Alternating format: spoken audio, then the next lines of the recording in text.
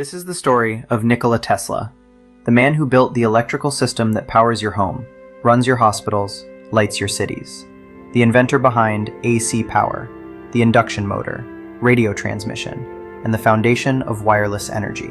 If you have ever flipped a light switch, charged your phone, or walked past an MRI machine, you have used one of this man's inventions. And yet, most people cannot even recognize his face. Ask someone on the street about Tesla, and they will probably tell you about an electric car brand. That is no coincidence. That is what happens when the people who win the money also get to write the history. This forgotten genius died alone. January 7th, 1943. A tiny room in the New Yorker hotel, right in the middle of Manhattan. Not a cent to his name. No visitors. No one knocking on his door. The FBI got there before his friends did. Here is what we are going to do in this video.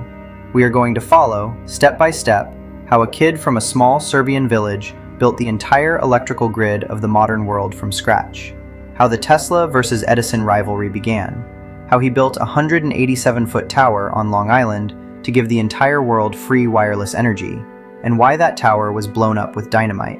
And how a man who held over 300 patents ended up dying broke, forgotten, feeding pigeons in a hotel room. We are going to tell his biography, but the story does not end there. This man tried to give the world something it was not ready to pay for, and he was the one who ended up paying the heaviest price. The story starts here, July 10th, 1856, a village called Smiljan inside the borders of what is now modern-day Serbia, the kind of place most people will never hear about. That night, the sky would not calm down. Lightning was cracking the horizon apart, rain was hammering the rooftops, wind was tearing through the valley, and right in the middle of all that noise, a baby was born. The midwife looked at the storm and said it was a bad omen. This child will be a child of darkness, she told the mother.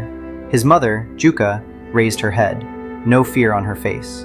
No, she said, he will be a child of light. Now I want to pause here for a second, because this sounds like something made up for a movie, but Tesla wrote about it in his own autobiography. The symbolism is almost too perfect. A boy born during a lightning storm who would grow up to harness the electricity of an entire planet. His mother could not read or write, but her mind was razor sharp.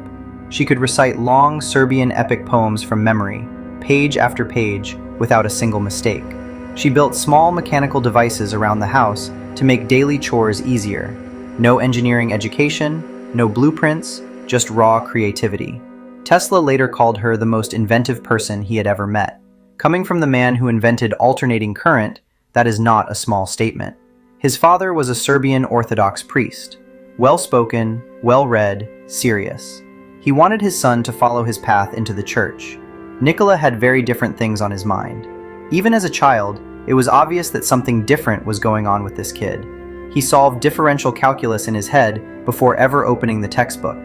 His teachers accused him of cheating because the answers came too fast, too clean. He had a photographic memory. Read a book once, and years later, he could repeat it word for word. He had memorized all of Voltaire. He would quote German poetry at dinner, casually, like it was nothing. But being smart was only part of the picture. Tesla had obsessions that today would almost certainly be diagnosed as obsessive-compulsive disorder. The number 3 ruled his life. Before entering a building, he would walk around the block 3 times. He counted every step. He counted every bite of food. He would try to estimate the exact volume of every glass, every plate, before touching it.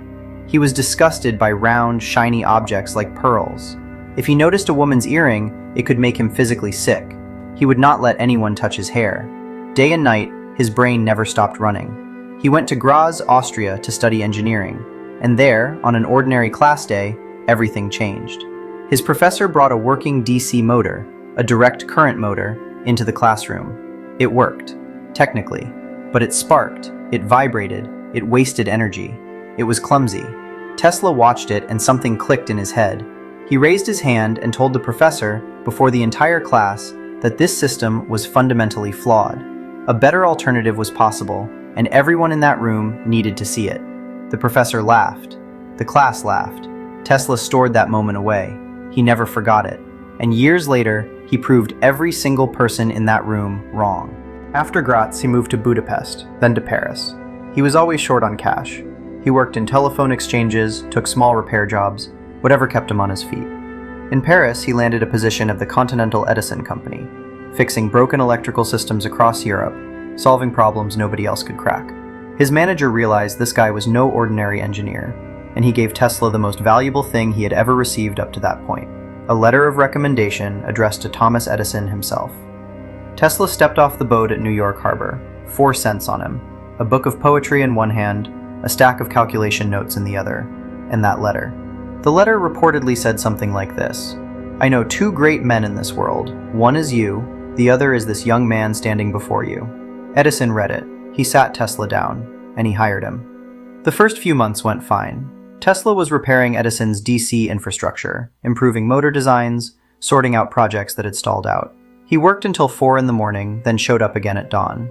But the difference between these 2 men was becoming impossible to ignore. Edison believed in brute force trial and error, thousands of experiments, thousands of failures, eventually a result. Tesla worked the opposite way. He completed every invention in his mind first. He tested it, adjusted it, refined it. The physical experiment was only the final step, a confirmation of what he already knew would work. Edison thought this was impractical. Tesla thought Edison was wasting the entire team's time. And then the real issue surfaced. Tesla explained to Edison that alternating current, AC, was far more efficient and could carry energy over much longer distances than direct current. DC weakened rapidly with distance. To power a single city, you needed a power station every few miles. AC could go further, stronger, cheaper.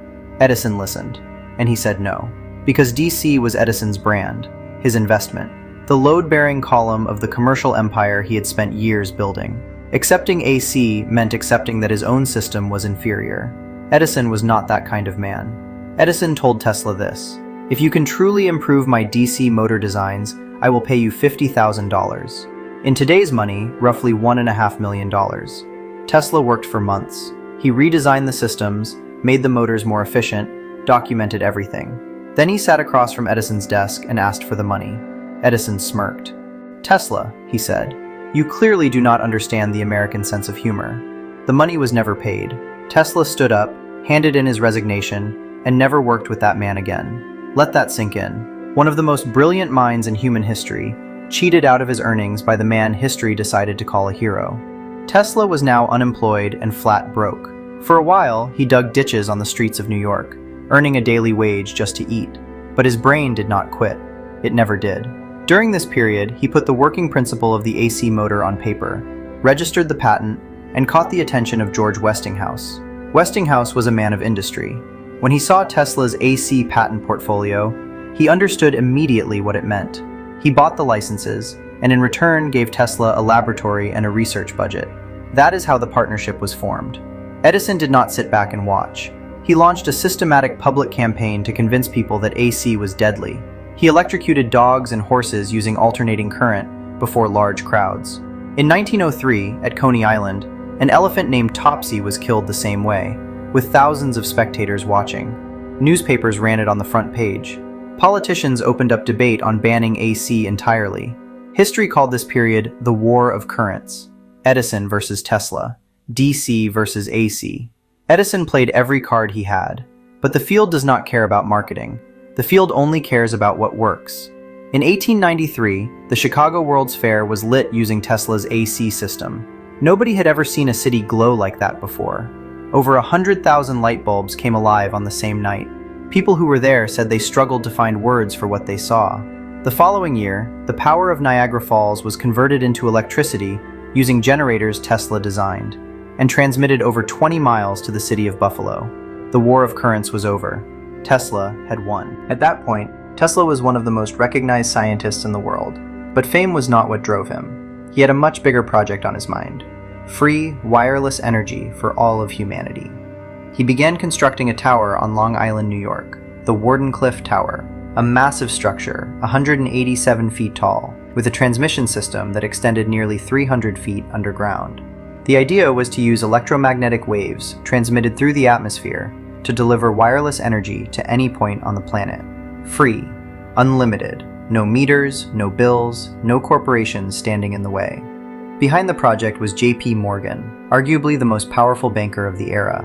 And at some point, Morgan asked the question that killed it. If the energy is free, where do we put the meter? What is our profit? Tesla had no answer. The concept of a profit model had not even crossed his mind. He was trying to solve a human problem, not a business problem. Morgan pulled the funding. Construction stopped. The tower was sold for scrap in 1917 and demolished with dynamite. Now stop for a second. A man built a tower to give the entire world free energy. And that tower was destroyed not because it did not work, but because nobody could figure out how to charge for it. After Wardenclyffe, Tesla's life got quieter and darker. He shut down his lab. He withdrew from people. He moved into a small hotel room and mostly kept to himself. He fed pigeons. There was one in particular, a white female pigeon with a slight squint in her left eye. He developed a deep attachment to her. In a letter, he wrote, "I loved that pigeon. I loved her as a man loves a woman, and she loved me back." Those are the real words of one of the greatest scientific minds that ever lived. But they say a lot about how lonely he had become. He still had patents, hundreds of them, but no lawyer to defend them, no money in the bank, no one standing by his side. January 7th, 1943. A hotel maid knocked on his door. No answer.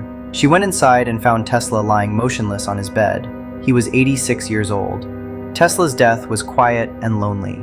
The FBI arrived shortly after. They seized his personal documents and research notes. Some of those papers are still classified to this day.